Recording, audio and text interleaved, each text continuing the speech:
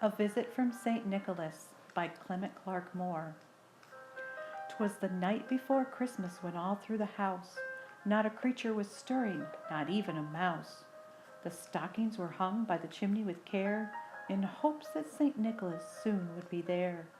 The children were nestled all snug in their beds, while visions of sugar plums danced in their heads, and Mamma in her kerchief and I in my cap had just settled our brains for a long winter's nap.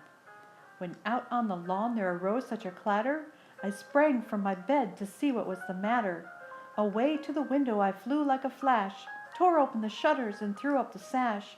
The moon on the breast of the new-fallen snow gave a luster of midday to objects below, when what to my wondering eyes did appear but a miniature sleigh and 8 tiny reindeer.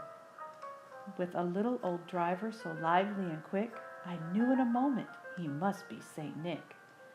More rapid than eagles his coursers they came, and he whistled and shouted and called them by name.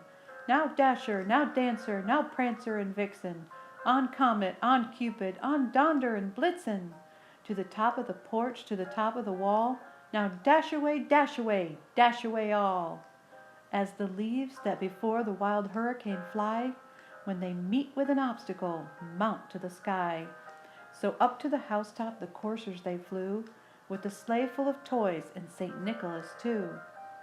And then in a twinkling I heard on the roof the prancing and pawing of each little hoof.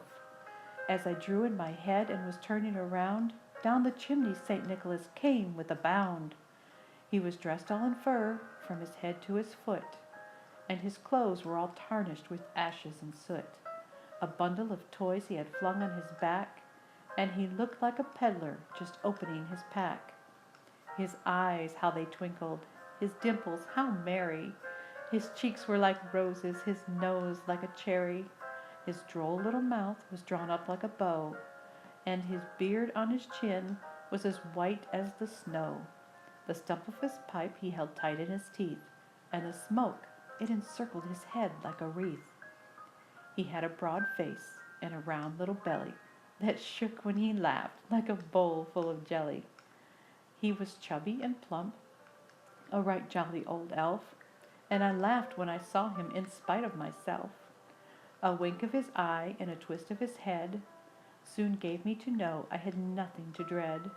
He spoke not a word, but went straight to his work, and filled all the stockings, then turned with a jerk, and laying a finger aside of his nose, and giving a nod, up the chimney he rose. He sprang to his sleigh, to his team gave a whistle, and away they all flew like the down of a thistle. But I heard him exclaim, ere he drove out of sight, Happy Christmas to all, and to all a good night.